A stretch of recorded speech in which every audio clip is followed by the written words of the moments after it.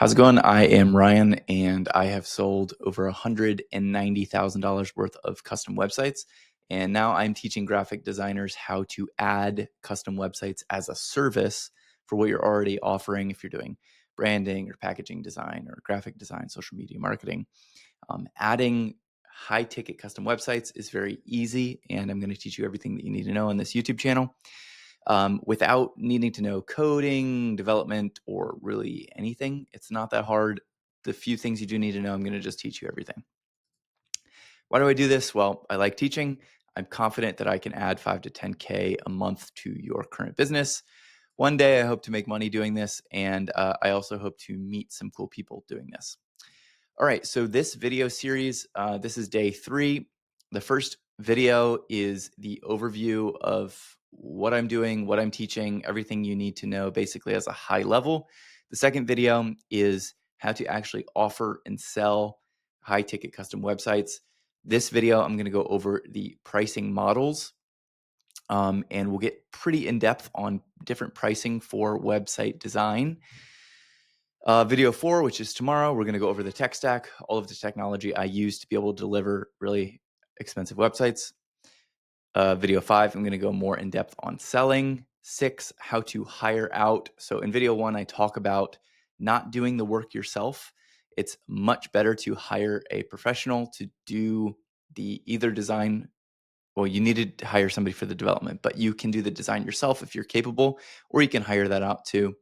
But I'll talk about how to actually hire from other countries, how to not get bad hires, and how to actually find amazing hires. The hires that I've hired are incredible. We'll talk about them later. Okay, how to deliver the website, how to do contracts and invoice. I'm going to go through the process of actually like signing the client to all the way through to delivering the client. We'll just walk you through step by step so you know everything. 10 is going to be how to add recurring revenue to your business in depth. I'm going to talk a little bit about recurring rev in this video, but we're going to go a little more in depth in video 10. And then video 11 will be sales scripts and assets. And then we'll keep going after there. It's just what I have for right now. All right. So we're going to talk about payment types. There's 4 types of payment types, how you can actually charge them and what you can charge them for. And then the other thing we're going to talk about is the pricing models. So if you want to do packages, price based on value, how to basically price your websites, and then in which ways to collect payment. So I'm going to start with the payment types, and then we're going to go into processing. So like I said, there's 4. There's renting out the website, which basically you're just creating a website, you're leasing it to them, and they never own it. The payment plan to own is like, hey, it's $10,000 paid over 18 months. After 18 months, you own the website. Another payment type is one-time payment. So it's like, hey, it's 10 grand for the website. You pay that now. And then when the website's finished, you start paying hosting for the website. And then number 4 is like the full suite where you're doing a website, you're doing all the marketing. And we'll talk about that as well. I think that's okay for a specific type of person, but we're going to get into all of these. So let's talk about the renting. So the pro of renting is that you can have very sticky customers if you provide them a high value website. So a lot of people do this in digital landlord type renting websites where you're renting a website specifically for ranking it on Google, getting leads. They're paying you because you're sending leads. It's not really what I'm teaching, but this model still can work for you. I don't know why people do renting when they can just do payment plans. But yes, if you plan to add some sort of SEO or you have an SEO background, you think you can actually generate your clients a ton of revenue every single month consistently.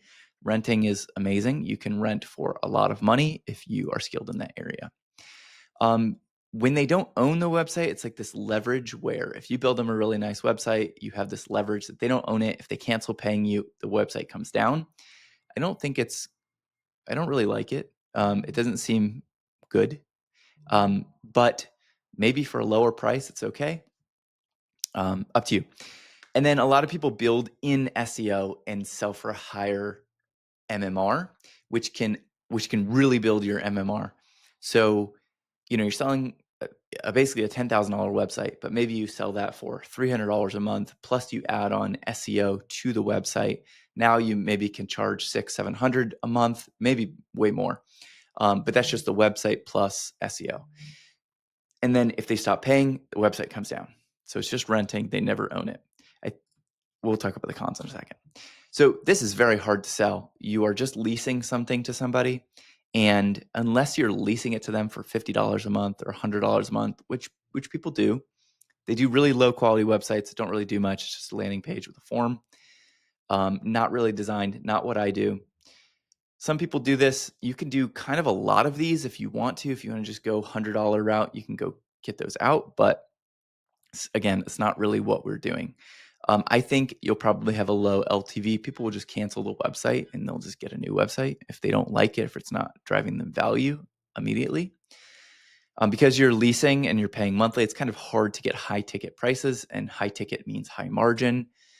And then, of course, it's bad for cash flow. So you're doing all this work up front. You're leasing them the site. They can cancel whenever they want. They can stop paying you whenever they want. You might not recoup your initial investment in building the site.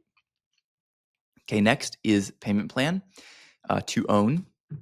So again, you get sticky customers. They really want to reach the end of their term so that they can own the site. So you can do, it's different. I would say it's different than breaking out a high monthly, like if we do a $10,000 website and we say, oh, you can't pay it today, we'll break it out into a few payments or a few months. This is different. This is where you're trying to actually create this long-term MMR and get clients to stay the whole time. So generally the lowest you want to do for this is 12 months. You can do 12 months, 18 months, 24 months. I've seen people doing 36 months. It's maybe the first question you ask is like, how long do you plan on having this business for? Oh, we're going to have it for 10 years. Okay, great. I think a 3-year payment plan would be great. It's low cost up front. You know you're going to have the business for way more than 3 years. Boom, you just locked in 3 years of MRR. So that's great.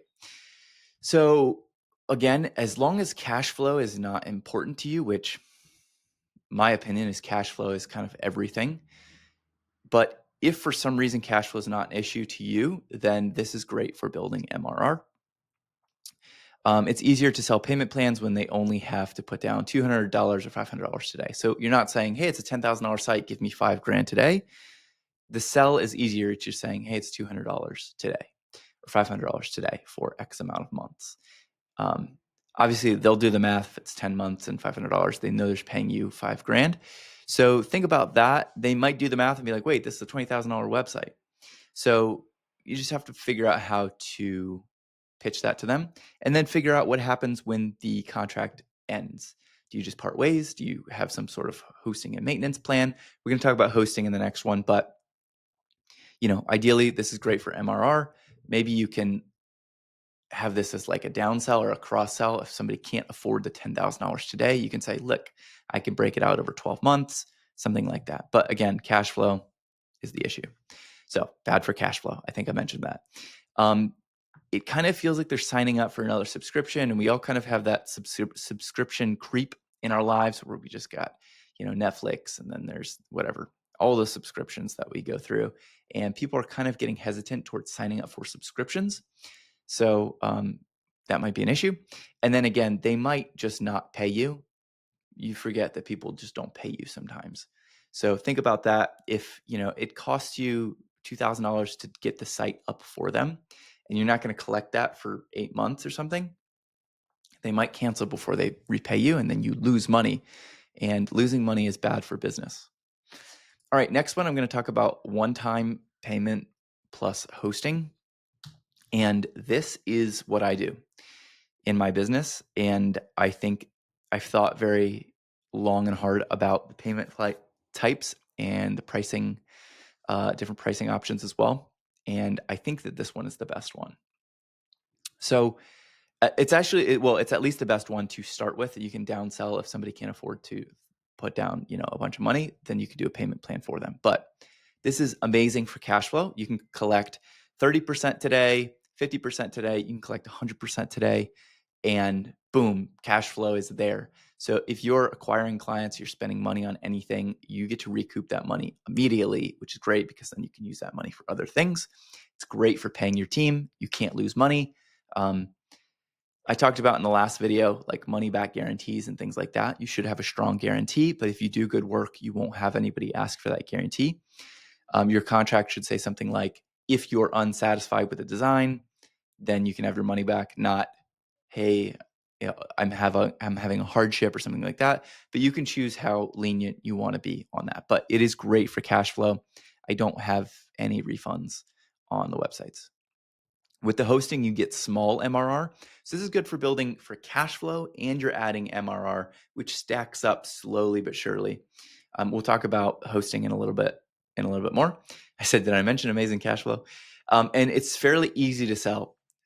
That might come as a surprise to you, but it's kind of like a buy once, cry once type of thing, where it's like, look, I'm not going to charge you forever on this. I'm just gonna, it's $10,000. You pay $3,000 today, and we'll start the site. It's kind of an easy pill to swallow because this is a digital asset that's going to be selling their business 24/7 for them for the 10 years of their business. So think about that and frame that when you're selling, because this is not something that goes away. This is something that they get to keep forever. That's going to help them forever, that they're going to love and cherish forever. Okay, so there are some cons to this. So the cons of the big, amazing cash flow is that you can have swings month to month. You get a client one month and they don't get a client the next month, and whatever, you get 2 clients and then 0. You have swings from great cash flow, low cash flow, great cash flow, low cash flow. So you really need to have client acquisition dialed in. And for a lot of you graphic designers, you're already servicing clients every month for graphic design. So you can just add this as another service, which is literally why I'm teaching you, because I think it's a low-hanging fruit in this industry. When you're selling, you have to explain, hey, I'm charging you 10 grand, for the website. Then I'm also charging you a monthly fee. And so it's kind of like, okay, I'm signing up for a lot of things here. And a lot of times they don't understand what's hosting. There's a server. Is this different from my domain? So there's a little bit of teaching that has to go into that. And, people, when you're like, hey, do you want to pay for good hosting? They're like, no, of course not. I just save me money. But they need it. So it's one of those things. It's like, they don't know they need it, but they need it. So anyway, there is some learning, some teaching that you have to do on the sales call for hosting. P.S. Always charge for hosting. You do not charge for hosting, you are making a massive mistake. And I would also encourage you to charge more for hosting than you think. When I started, I was charging very low prices, and it really took another web designer friend of mine to be like, what are you doing? Like, you can charge way more for this. You're doing all this work. You have all these fees. So anyway, we'll talk about that now. So the bonus for this section is just talking about the monthly package of hosting. Now, I'm calling it hosting to you, but really it's a monthly package, which is why you're able to charge a decent amount for it. It's not just hosting. Some people know what hosting costs, some people don't. Hosting is generally $300 a year or $800 a year for hosting. Somewhere between $300 and $800 a year. But if you include hosting, site maintenance, you're doing the updates for them. You're available 1 hour a month, or 30 minutes a month, or 15 minutes a month, or 2 hours, whatever you want to put in your package for text updates, photo updates, swapping out some photo, changing this text, adding somebody to their about page, whatever. That's included. You're doing their security. You can monitor the logins. You're taking backups. If you pay for good hosting, you get daily backups. If something happens, site goes down, you can get it up like that, which is really important when you start working for big businesses that have lots of visitors. If their site goes down, they're screwed, especially if they do booking on their site or something like that. If you take out their booking, they don't make any money. So backups are extremely important. And when you're selling this, you need to remind them of that. The business has a bunch of licensing fees with design fees. I pay for some SEO fees that I'm running for them. So this covers all of their fees. Speed optimization is another fee. And then spam filtering. You can use CAPTCHA. You can manually filter their spam. But you can price this anywhere from $3 from 50 to 350. I think if you're selling a $10,000 website, your monthly fee should be somewhere between 100 and 300. Bigger company, if you think you're going to be doing a lot more work, maybe price it higher. Maybe you sell them 2 hours a month if you know they're going to need it, and that's like $250 a month, whereas 1 hour is $150 a month, whatever. All right, full suite. So this is, I have some friends that do this. They basically rebuild the client's website. Then they do all of their PPC. They're doing Google ads, Facebook ads. They're doing SEO, like blog writing. They're doing social media posts. And then they have this comprehensive reporting that they give to the client every month. They're doing Google My Business optimization. It's like a full suite, and pros and cons. So just like the rest of them. This is like amazing at building high MMR. Sorry, monthly recurring revenue, MRR. You can charge a ton of money for this. You can charge, I mean, if you're excellent at this, you can charge $2,000 a month, $3,000 a month. If you are good at this, you can charge $1,000 a month. If you are starting, you can charge $500 to $700, $800 a month. That's like MRR. We're cooking now with MRR. You get sticky clients, especially with long-term contracts. So one trick here is you say, hey, it's a free $10,000 website. You just have to sign a 12-month contract. 12-month contract is 12 grand, 24 grand, 36 grand, whatever it may be. You're up front giving them the $10,000 website. You're building all the pages. And then you're doing PPC for them. They have some sort of monthly budget for ads. You're doing the SEO, whatever. This can scale insanely high. Just trust me. I know some people. Cons. You must be amazing at this. You actually have to be amazing. A lot of people that try this, they spread themselves so thin and they're okay at like 10 things. And being okay at 10 things is a horrible way to make a good business. You need to be really, really, really good at one thing. Some people can be really, really good at 3 things or 4 things. If that's you, then maybe you can do this, or maybe you have marketing background, but it's difficult.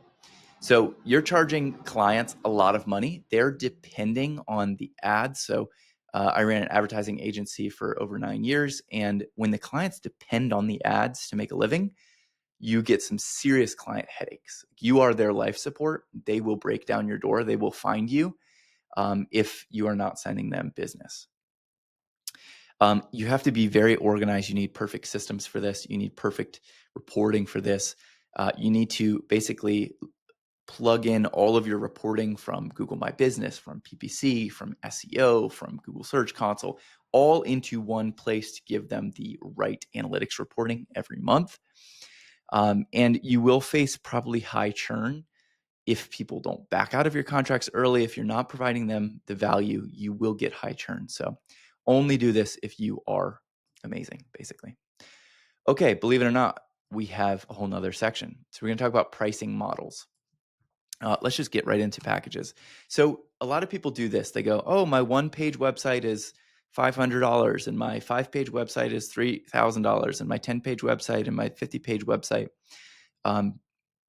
That's not horrible if you are specific to one industry.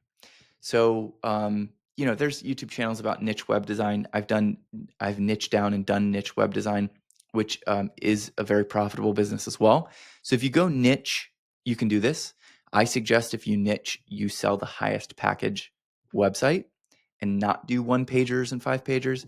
I would sell 40-page websites. At some point, I'll talk about a 40-page website because it seems to blow people's mind that you can make a website that's 40 pages. But really, it's making location pages for local businesses is the majority of the pages. So if they work in 5 cities, you make a page for every city. If they do 5 services, you make a page for every service. Or you can even go 5 times 5. You can make every city, every service page, and now you have 25 pages. So that's how you do that. And that really a 40-page website for 10 grand seems like a no-brainer. So if you do go packages, push for the big ones. So this is easy to understand. You're just like, hey, you get 10 pages or 5 pages or 40 pages, and it's this cost. You always have the same pricing for different clients.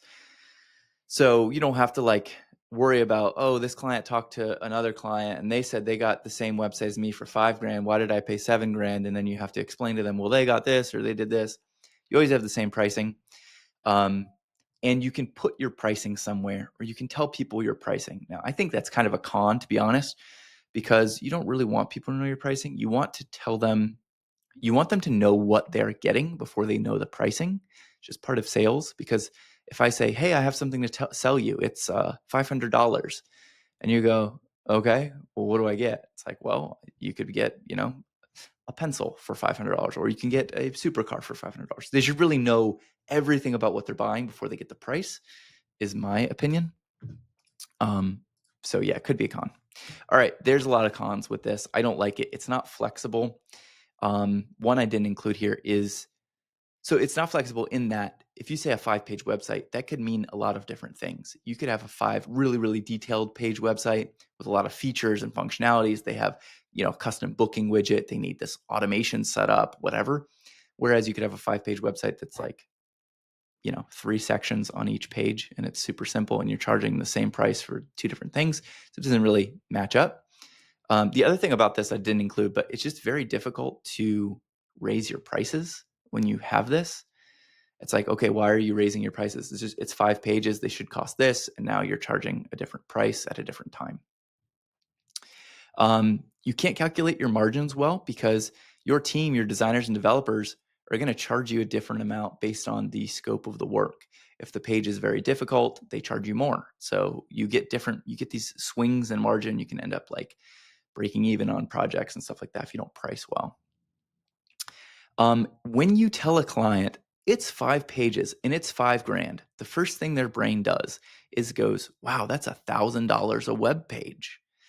They're not accounting for all of the other work that goes into a website.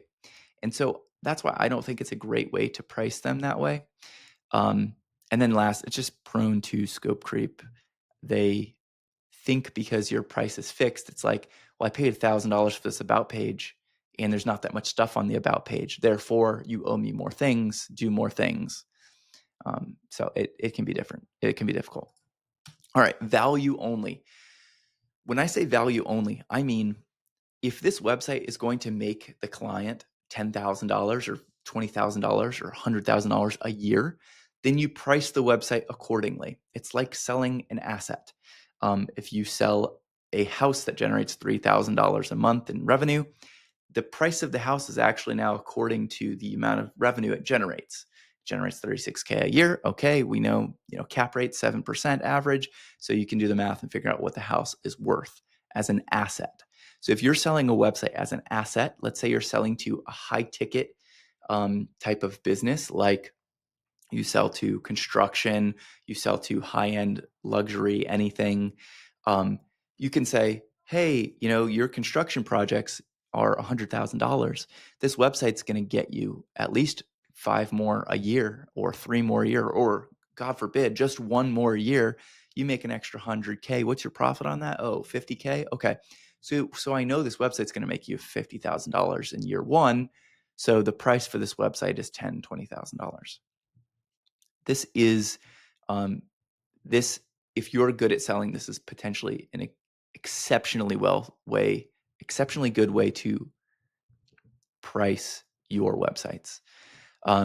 So you can sell very high ticket. You shouldn't be selling a value website for $2,000, $3,000, $4,000. It's like $10,000, $20,000 if you're working in those niches. So yeah, it works great in those niches if you're good at sales. You can get really, really big clients like this, and you can take over industries. So if you are just let's say you're the remodeling website guy, and you do a remodeling website and they have big success, and you go to the next remodeler and you say, hey, look at the success we had. We generated 80K in projects in the first 90 days. Okay, boom, now you're on to the next one. So you can really take over an industry and charge high ticket for this. So this is hard to sell because obviously it's more expensive. You need to be exceptionally good at sales and selling value. So we're not talking, oh, you get this many pages, you get these features, you get these benefits. We're selling value. This is going to make you X dollars, and that's all we talk about. hey, I'm going to set up your 40-page website based on your profit, based on the traffic, based on search volume in the area. I think this will get you X amount of visitors. I think we can get your conversion rate from X to Y. With this new conversion rate, you'll close ABC. You'll generate this much revenue. Okay, you're going to generate 80 grand in revenue. Cost 10 grand. Clients can get different prices for the same product. We talked about that a little bit in the last, so you can swing there. It's hard to accomplish this without being in a niche. If you are the roofing guy, if you are the construction guy, if you are the whatever high-end furniture website designer, then you can really dominate. But it's hard to sell value to completely different industries that make completely different amounts of money. A lot of times this needs the full package suite. So we're selling performance. If the website doesn't perform and you just make a website and nobody goes to it, client's going to be pretty upset. So you may need to be adding SEO, adding PPC, or doing extra landing pages for them or something like that. All right, we're going to talk about a la carte, which this is how I price websites. Now, just because I do it this way doesn't mean it's without cons, doesn't mean it's perfect. I honestly really like the value only pricing. I know a lot of people that do it that way, very successful. So, spoiler alert, I'm going to suggest these two to you and not the outer two for pricing models. But let me explain what a la carte is. So basically what I do is every page they want designed. So every website has a homepage. Most websites have an about page. Side note on that, Google's leak last year in their algorithm for SEO said that about pages are very, very important. So make sure you get those for all of your clients. So every site has a homepage, about page. The homepage, most of the time, is very similar from company to company. You have a hero section, you have about the business, you have the services they offer, you have some testimonials, you have some FAQs, you have some call to actions, maybe you have some videos and media, you have a footer. So the homepage, you can generally, for your team, when you hire your team to design and develop, you can get fixed pricing from them. So a homepage with 7 sections cost blank. And because you know what it costs, you can then just mark it up whatever margin you want. Now, your homepage is going to be your most expensive page because it's the biggest one, but your about page is less expensive because it's only 2 or 3 sections or 4 sections. So you can get fixed pricing. So basically, you're creating a menu. It's a secret menu just for you, not client facing. But when you go to quote clients, you basically just punch in all the things they need, click, click, click, click, click, and it generates you what the price is. So I'm going to show you a copy of mine that I use. This is exactly what I use, just I changed the numbers and made it a little more simple to understand. But okay, so obviously every website has a homepage. So you start out with this. So let's say your homepage rate is $2,020. When I check the box, it puts the total in revenue here, adds a page, and then I know my design costs. Again, fake numbers. My design costs $300. My developer cost is $200. So I know I'm going to pay $500 to my team. So my profit is $1,520 and my margin is 75%. So basically, when I talk to the client, I am on another screen just checking these boxes. They're like, oh, I need a home page. I want a page for all my services. Can you put a gallery page with all my photos? Okay, I want an about page, contact page. Okay, that's good. Done. So all of these have their fixed pricing. Again, this is fake pricing. I can total that up. So they want 5 pages. It's $4,000. I know my team is going to cost me $1,100. My profit's $3,000. So my margin is 73%, right? So you can make a sheet like this. At some point, I will probably make this sheet and give it away to you guys that are watching. But this is how I choose to do pricing. I'm trying not to position it as, oh, you get for 5 pages, you get X amount of dollars. But each page has a cost and design. And because of this, basically, however I do my pricing, my margins are always the same. So when I sell a website, I already know my margin. I already know how much profit there is. And that helps a lot with finances. Okay, so this is the model. Let's talk about pros and cons. It's great for accurate pricing, perfect margins. you can keep great finances. This aligns perfectly with what you are paying your team to do, what the client is getting.